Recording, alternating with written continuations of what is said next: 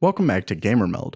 I know I've discussed component shortages quite a bit, but so far we've been dealing with just two, GPUs due to miners, as well as possibly from the second shortage, memory.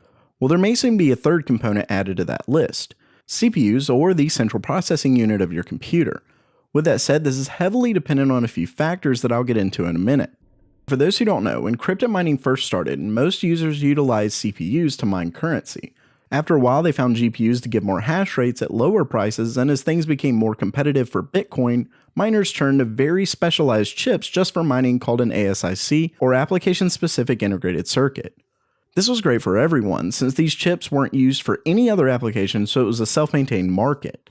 Well, all that changed when the currency Ethereum gained massive value nearly overnight. Basically, Ethereum does very well with graphics cards due to its algorithms that it uses for mining. Well, for those who don't know, there are other currencies, which brings me to the meat of today's story.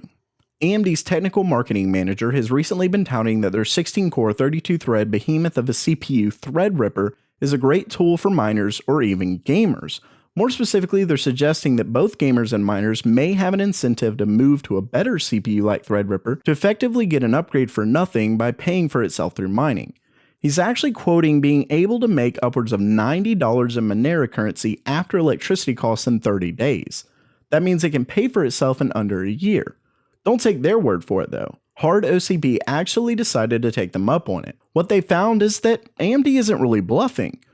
Once again in Monero, which is a pretty big cryptocurrency that utilizes algorithms CPUs are able to benefit from, HardOCP got 1483 hashes per second at 246 watts. With their electricity costs, the writer found Threadripper could pay for itself in a year and a half, given it maintained the same price it did 4 days ago when the article was written. So you might be saying to yourself, no worries, it's just Threadripper, it won't affect gamers, and that's the scary part. Apparently a CPU with 2 megabytes of L3 cache per core can effectively mine Monero. Do you know what else has 2 megabytes of L3 cache per core? Try tons of desktop CPUs, like all of Ryzen and even a good bit of Intel's chips. Unfortunately, Ryzen almost perfectly scales in TDP thanks to Threadripper and Ryzen being built using very similar CCX modules. So while Ryzen may not make you as much, it won't cost as much power-wise either.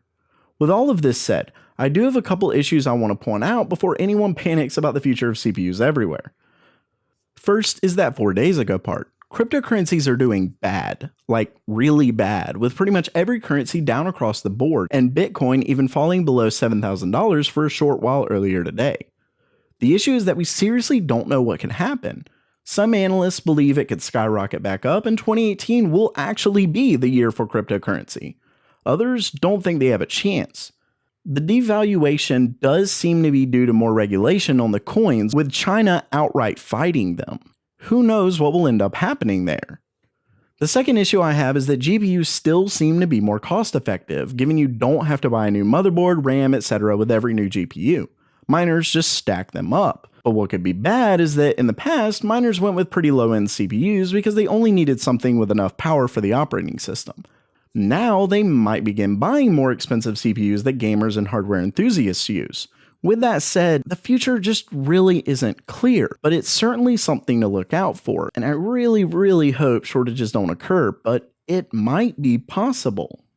So while that does it for today, what did you think of the news? Are you not worried, or could this be yet another fiasco in the industry? Let me know down in the comments below. That does it for now. If you liked the video, don't forget to subscribe by clicking on the round icon in the middle. You can check out the most recent video and suggest a video to the left. Thanks so much for coming, and as always, have a great day.